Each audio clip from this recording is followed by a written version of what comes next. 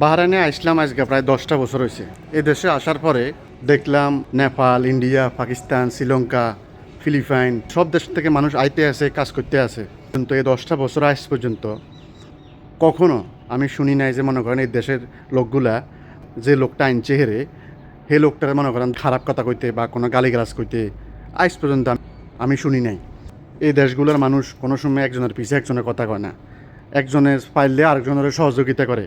যে কাজ দিয়ে কই আনবো ওই কাজে করব, ওই বেতন দিয়ে আইব এবং কাজ করব, কাজ করতে আছে, একজন আরেকজনের সহযোগিতা করতে আছে, সবাই সফল হইতে আছে। কিন্তু বাংলাদেশের মানুষ আজগা যে লোক আসবো যে লোকে আনবো পরের দিনে এত করবে এত দালালের গালিগালাজ করব, যে ট্রাভেলসে আনছে ওই ট্রাভেলসের গালিগালাজ করব।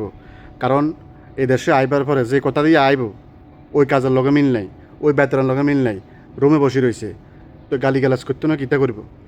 সবচেয়ে বেশি একজনের পিছিয়ে একজনে ক্ষতি করে বাংলাদেশের মানুষেরা এই প্রবাসে। দেশ তো বাদ দিলাম, এই প্রবাসে একজনের পিছিয়ে একজনের বেশি ক্ষতি করে বাংলাদেশের মানুষ। একজন যদি ভালো একটা পজিশনে থাকে তারা কীভাবে নিচের দিকে নামে আনবে বাংলাদেশের মানুষ, মানে মোট কথা একজনের ভালো একজন দেখতে পারে না। এই কথাটা আজকে কিলে কইলাম, ইন্ডিয়ার একটা লোকে একটা হোটেলে মেনটেন্যান্সের কাজ করে। ওই মেনটেন্যান্সারে বললো ভাই আমার 3জন স্টাফ লাগবে। এই 3জন স্টাফ আনছে হে ইন্ডিয়া থেকে শুধুমাত্র টিকিটের টাকা দিই। আর বাংলাদেশের হইলে দালালেরা কীতে করতো এই বিষয়টা 3 লাখ 4 লাখ টাকা করে বেশি লাগতো।